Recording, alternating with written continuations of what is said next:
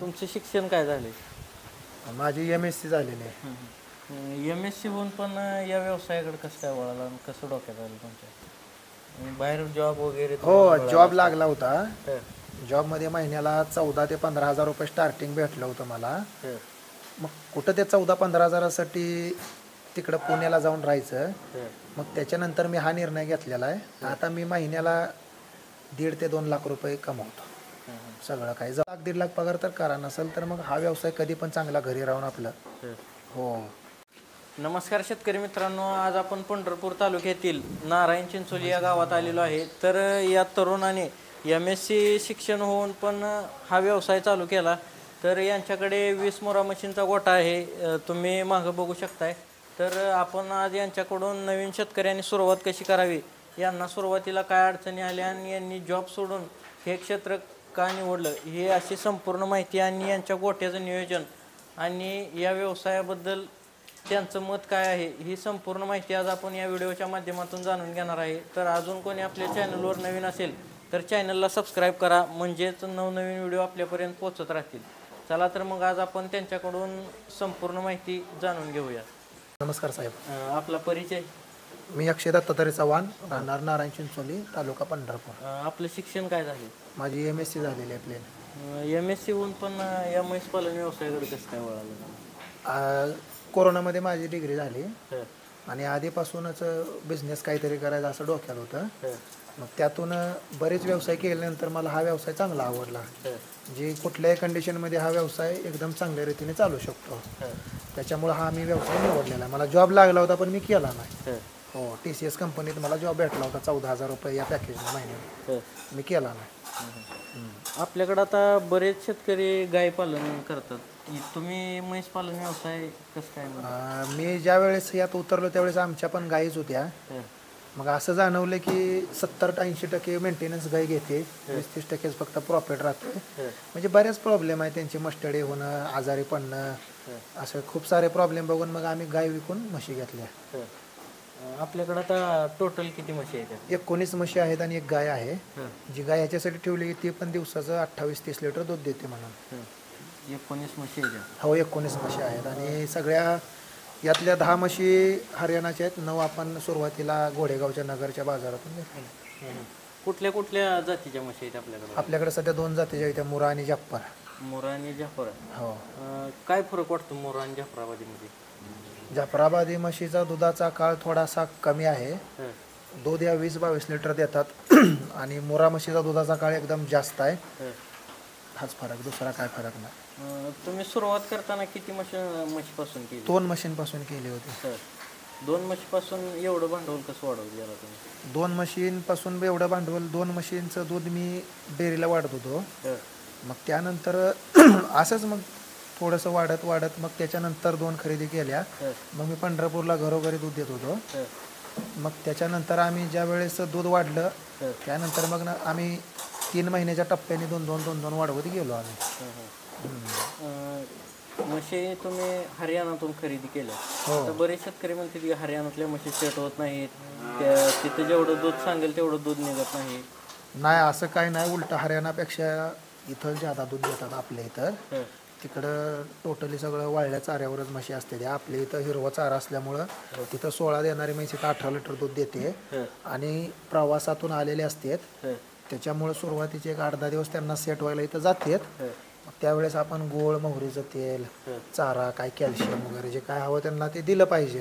हं, नंतर त्यांचा व्यवस्थित सूर लागतो आणि थोडंसं मिनरल्स वगैरे लक्ष दिलं ना हं, काही अडचण नाही. तर आमच्याकडे 3ऱ्या व्यताच्या म्हशी आहेत इथं. हं, हं, अशी काही अडचण नाही आहे. हं.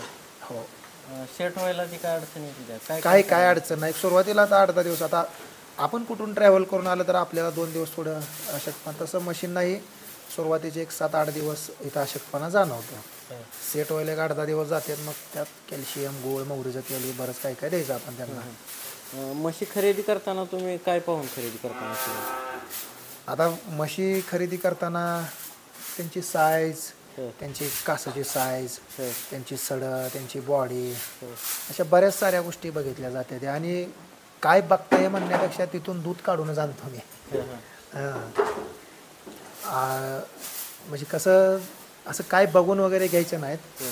2-3 टायमाच्या तिथं धारा काढून वेलेल्याच म्हशी खरेदी केली. ती वेळ झालेली म्हणजे आपण खरेदी करत नाही. काय किमतीपासून काय किमतीपर्यंत म्हशी आहेत? आमच्याकडे कमीत कमी एक 20ची आहे आणि हायेस्ट एक 65ची आहे. आपल्या जे आता गोठ्यावर म्हशी आहेत ती किती दूध देणाऱ्या म्हशी आहेत? 15-16 पासून 23 लिटर पर्यंत आहेत. 23 लिटर. 2 म्हशी आहेत 23 देतात, बाकी सगळ्या 15-16च्या पुढे आहेत. आता 19 म्हशींपैकी किती म्हशी दुधावर आहेत आपल्या? दुधाची विक्री तुम्ही कशी करता? मंगळवेड्याचे आमचे डेअरीवाले आहेत, ते येऊन घेऊन जाते. त्यांचं सांगताना काहीतरी मिस्टेक झाली, जास्त म्हशी दूध देतात. 11 म्हशी दूध देतात. 11 म्हशी दुधावर आहेत. हो हो. किती दूध निघतं 11? 100-120च्या रेंजमध्ये सध्या चालू आहे आमचं दूध. हां. या दुधाची विक्री तुम्ही कशी करता? आमचं 3 वर्षापासून एकच डेअरीवाला आहे. बाय प्रोडक्ट बनवतात, पनीर, लस्सी, अजून काय कुल्फी वगैरे. मंगळवेड्याच्यात माळी म्हणून ते घेऊन जातात इथून आमचं दूध. मंगळवेड्यावरून त्यांना वाहतूक लांब पडते, मग ते दुधाला कधी उशिरा येतात, कधी लवकर येतात. मग त्याच्यामुळं आम्ही काय केलं की एकदा दूध खराब झालं त्याच्यानंतर आम्ही मग चिल्लिंग मशीन स्वतः घेतलेली आहे. 200 लिटरची कॅपॅसिटी आहे. मग ते 2 टायमाचं एकदाच दूध देतो आम्ही थंड करून, आणि थंड करून दिल्यामुळे जरा दुधाला क्वालिटी पण चांगली जाणवते. त्याच्यामुळे चिलिंग करतोय. आता म्हशी आपल्या 22-23 लिटर पर्यंत दूध देते. ह्यांचं फॅट कसं लागतं या मशीनचं? 7-8 पासून 8-0 पर्यंत. हो. 8.5ची मी हायेस्ट फॅट बघितलेलं आहे आमच्या म्हशीचं. हो. आपल्या आता ह्या संपूर्ण गोठ्याचं दिवसभराचं नियोजन कसं असतं? संपूर्ण गोठ्याचं नियोजन थोडक्यात सांगतो, डेपमध्ये जात नाही. 4:30ला बाह्या उठतो, सगळं स्वच्छता करून घेऊन वैरण ही त्यांना टाकायची. त्याच्यानंतर आम्ही टाकून 6ला धाराला बसतो. आधीच बसत असतंय, पण म्हशी कमी दुधाची असल्यामुळे 6ला बसतो. 1 तासाभरात धारा काढून झाल्यानंतर यांना धुवून सगळं 10पर्यंत सगळं झालं की 10ला यांना पाणी दावणीत भरून बसायला सोडतो. त्याच्यानंतर 4ला परत तेच चालू होतं. 5:30ला धाराला बसले की 6-6:30पर्यंत धारा होते. नंतर दावणीत पाणी भरायचं आणि सोडून द्यायचं त्यांना आराम करायला. आम्ही गोठा डिस्टर्ब अजिबात करत नाही. जेवढा होईल त्यांना आराम देतो आहे. जेवढा आराम करेल तेवढा दूध ज्यादा. चाऱ्यात आता कोणत्या कोणत्या प्रकारचा चारा देता तुम्ही? चारा काय नाही, आपला नॉर्मली घास आणि हरभऱ्याचा बुसकट आणि ऊस असा मिक्सिंग चारा आपला. किती प्रमाणात? ती टप आपला 20 किलोचा, सकाळी 1 टप, संध्याकाळी 1 टप. या म्हैस पालन व्यवसायाविषयी काय वाटतं तुम्हाला? काय सांगायचं? कुठं बाहेर जाऊन जॉब करण्यापेक्षा, कुठं दुसऱ्याच्यात कामाला जाण्यापेक्षा, इकडं तिकडं भटकण्यापेक्षा आपला एक 10 म्हशींनी जरी चालू केलं तरी आरामात एक चांगलं 5-6 माणसाचं कुटुंब एकदम व्यवस्थित ऑफिशियली जगू शकतं. बाकी काय नाही याच्याबद्दल. आणि जास्त प्रमाणात केलं तर मग तुम्ही गडी ही ठेवून एखाद्या कंपनी टाईप सिस्टीम राबवू शकता, जसे आमचे आता. मी इथं नसलो तरी आमचं अगदी व्यवस्थित सगळं रोजचं शेड्यूल चालतं, काही अडचण नाही. आणि जी गाड्यांचा प्रॉब्लेम म्हणतात ना, असं काय नसतंय. जास्त म्हशी झाली गडी ठेवावं लागतो, चांगले पेमेंट द्यावं लागतं. कारण ते पण एवढ्या लांबनं बनारसवरून इथं यायचं म्हणजे ते त्यांच्यासाठी खूप मोठी गोष्ट आहे. त्यामुळे चांगलं पेमेंट द्यायचं. आता आमच्या बायाला 20,000 पगार आहे महिन्याला. हो. एक जण आहे? हो, एक जणच आहे. किती म्हशी सांभाळतो तो? एकाची कॅपॅसिटी 25-26 म्हशीची असते. 25. हो. हां. आपल्याकडं आता दूध वाढीसाठी शेतकऱ्यानं काय केलं पाहिजे म्हशीचं? दूध वाढीसाठी सगळ्यात महत्त्वाचं चांगल्याच क्वालिटीचं जनावर खरेदी केलं पाहिजे. आणि चांगल्या क्वालिटीचं जनावर खरेदी केल्यानंतर त्याची निगा पण चांगली राखली पाहिजे. 2 टायमाला धुणं, व्यवस्थित प्रमाणात त्याला वाळला चारा, त्याच्याबरोबर हिरवाई चारा, अशी त्याची चांगली निगा राखली पाहिजे. तर बाकी पेंड ही तर काही सगळेजण देतातच, त्यात पण ती पण चांगल्या दर्जाची खाऊ घातली पाहिजे सरकी ही मशीनला. गहूबशी नसेल तर मक्याचा बरडा, हीच काळजी घ्यायची त्यांची, दुसरं काय नाही. आणि मधून अधून 15 दिवसाला गूळ, मोहरीचं तेल, ह्या गोष्टी तुम्ही खाऊ घालायच्या गुरांना. ते कशा प्रमाणात असतं, म्हणजे कशा देतो? 15 दिवसाला एका म्हशीला 250 मिली तेल ठीक आहे. आणि गुळ एक खायला तेवढे अर्धा 1 किलो एका म्हशीला द्यायचा. 15 दिवसात मी किती? महिन्यातून 2 वेळा द्या चालेल. आणि चांगला दुधाचा धंदा असेल, दुधाला रेट व्यवस्थित असेल तर 10 दिवसाला पण द्या चालतंय. हो. ती वेल्यापासून किती दिवस दूध देते? आठवताना तुम्ही कशा आठवता म्हशी? मोरा म्हैस येलेली जी आहे ना, ती साधारणपणे 7-7.5 महिन्यापर्यंत दूध देते आणि शेवट ह्यांना आठवताना 8 लिटरवर आठवावं लागतं एका टायमाला दूध. हां, बळं आठवायला लागतं त्यांना. आठता आटत नाहीत. हो, 7 महिना दूध देतात. 7 ते 8 महिना म्हणलं तरी चालेल. हो, दुधाचा काळ जास्त आहे मोराचा. त्यांचं वासरू संगोपन, रेडी संगोपन वगैरे केलं? नाही, मी पहिल्यापासूनच दुधावरच फोकस असल्यामुळे मी लहान मोठे काही केलेले नाहीत. आता 1-2 केलेत, यावर्षी तयार झालेत. जर त्यांचं संगोपन करायचं असेल तर त्यांना व्यवस्थित दूध हे पाजलं पाहिजे आणि त्यांना पण चांगलं सांभाळावं लागतं, तरच म्हैस पण दूध देते. कारण रेडी जी काय रेडा आहे ती व्यवस्थित सांभाळला तर म्हैस दूध देणार. कारण दररोज पाणवायला तरी सोडायला लागते आणि जर नाही सांभाळलं तर मग दूध देत नाही. कारण त्याच्या आशेनं तर दूध देतात ना जास्त दिवस. हां, पाणवायला म्हणजे तुम्ही म्हशीला पाजता का रेडी? हां, डायरेक्ट म्हशीला पाजतो. पाना केल्यानंतर थोडंसं पाजून अंदाजाने आपलं सोडतं बाजूला त्याला. म्हणजे ते रेडकू ठेवायचं लागते मला? हो, कंपल्सरी ठेवायचं. कधी त्याला विकायची चुकी करायची नाही. नाही तर म्हैस दूध देत नाही? नाहीतर म्हैस अजिबात दूध देत नाही. कारण ती दूध त्यांच्यासाठी तर असते ना, आपल्यासाठी काय आहे. आता एखाद्या नवीन जर तरुणाने या व्यवसायाला सुरुवात करायची म्हणलं तर कशी सुरुवात केली पाहिजे तुम्ही? आता ज्याच्या त्याच्या परिस्थितीनुसार आहे. जर गुंतवणुकीची तयारी असेल तर तुम्ही 5 म्हशी 10 म्हशीपासून करा. एकदमच नॉर्मल परिस्थिती असेल तर 2 म्हशींपासून करा. 6 महिन्याला परत दुसऱ्या 2 घ्या.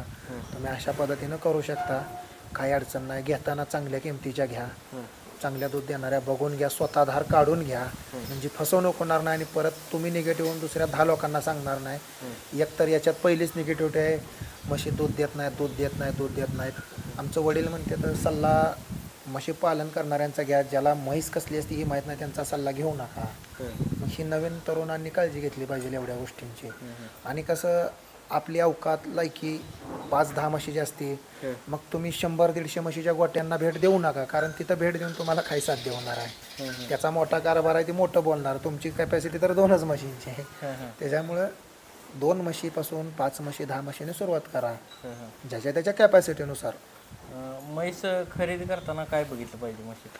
म्हैस खरेदी करताना कोण दात बघत असेल, कोण कासाची साईज बघत असेल, कोण मणक्याचा गॅप बघत असेल, कोण मागणं साईज बघत असेल. मग आम्ही पण हे सगळं बघतोच. त्याच्याबरोबर आम्ही तसलं काही नाही बघता स्वतः 3-4 टाईम धार काढूनच म्हैस खरेदी करतो. त्यामुळं असं काही मी सांगू शकत नाही, ही बघा ती बघा असं काही नाही सांगायचं. स्वतः धार काढा 3-4 टायमाची आणि घ्या. मी स्वतः काही खरेदी करत नाही. माझं वडील जातात, त्यांचाच तुम्हाला सगळा अनुभव सांगतोय मी. हां, आणि जरी कुणाला नवीनला म्हशी घ्यायच्या असल्या तर आम्ही स्वतः काही व्यापारी नाही, पण जिथून आम्ही आणतो तिथला तुम्हाला पत्ता देतो. तिथं जावा, फसवणूक होत नाही, काय नाही. राहायची व्यवस्था, फिरायची व्यवस्था करते. 3-4 टायमाच्या धारा काढून स्वतः म्हशी घेऊन या.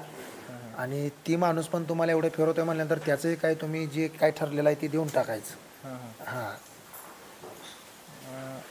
त्या म्हैस पालन व्यवसायात प्रगती होते का? 100% प्रगती होती. आमचा 30-35 लाख रुपये किमतीचा बंगला तुमच्या समोर आहे. त्याच्यामुळे प्रगती होती काय ही काही विचारायचा प्रश्नच नाही. प्रगती होत असल्याशिवाय मी इथं गुंतून राहिलो नाही ना. हां, किती दिवसापासून हे व्यवसाय चालू आहे आपला? एक साधारणपणे आता 4 वर्ष झाले. कोरोनाच्या आधी 1 वर्षापूर्वी चालू केलं होतं. आता 4-4.5 वर्ष झाली आहे. काय काय प्रगती झाली आहे व्यवसायात? सगळंच काही सांगू शकत नाही, पण माझा बंगला तुमच्या समोरच आहे 30-35 लाख रुपये किमतीचा. बाकी आहे सगळं चालूच असतं. ह्या 20 म्हशीतनं महिन्याला प्रॉफिट किती राहते निव्वळ? आमची पगार साधारणपणे महिन्याला 2.5 लाखाच्या आसपास बनते. आम्ही महिन्याच पेमेंट एकदाच आणतो. 1 लाख रुपये खर्चाला जातात. गाडी, बाकीचं आमोनं हे सगळं. दवाखाना शून्य आहे आमचा. 1-1.5 लाख रुपये आम्हाला महिन्याला राहते. आणि याच्या आधी 2 लाख रुपये राहत होते जेव्हा आमचं दूध पण 180-175 लिटर जात होतं त्यावेळेस. पैसे राहतात, असं काय नाही. फक्त कसं आहे, लोकांना जर्शी आपल्या इथं कसं लोकलला जर्शीचं भूत आहे, पण त्याला पण माहिती असते की खरंच किती राहते, पण ती सांगत नसते. ते बाहेर उगा झाकून घ्यायचं असते. असा विषय आहे. काही सुद्धा राहत नाही. गाईतून गाई पालनातून म्हैस पालनात काय फरक वाटतो? चांगल्या क्वालिटीच्या म्हशी खरेदी केली गायांच्या बराबरीनं दूध देते त्या. आता आमच्याकडे सगळ्या म्हशी 16 पासून 22-23 पर्यंत आहेत त्या. मग गाईच्या दुधाला आजचा 25 रुपये भाव आहे, आमचा 55 रुपये भाव आहे. मग आम्हाला फॅटवर तसा रेट मिळत नाही तर तसा पण अन्याय आहे आमच्यावर. फॅटवर दूध जात नाही आमचं. मग कुठं 25 खात्यात तेवढंच दोन्ही पण. त्याला मेंटेनन्स आहे दवाखान्याचा, हिला 0 मेंटेनन्स आहे. हा फरक आहे. विचार केलास तर गाई 100 मधले 60 रुपये खाती, म्हैस 100 मधले 30 रुपये खाती, 70 रुपये आपल्याला देते. पुढचं टार्गेट काय आहे तुमचं? या व्यवसायातून पुढचं माझं 50 म्हशीचं टार्गेट आहे. एक ड्रीम आहे जे दिवसाचं एक 500 लिटर दूध जायला पाहिजे, मी तिथपर्यंत करणार आहे. आणि 500 लिटरला पोचल्यानंतर मी स्वतःचंच बाय प्रोडक्ट वगैरे बनवायला सुरुवात करणार आहे. तोपर्यंत सगळा एक्सपिरियन्स पण होत आहे माझा. हो.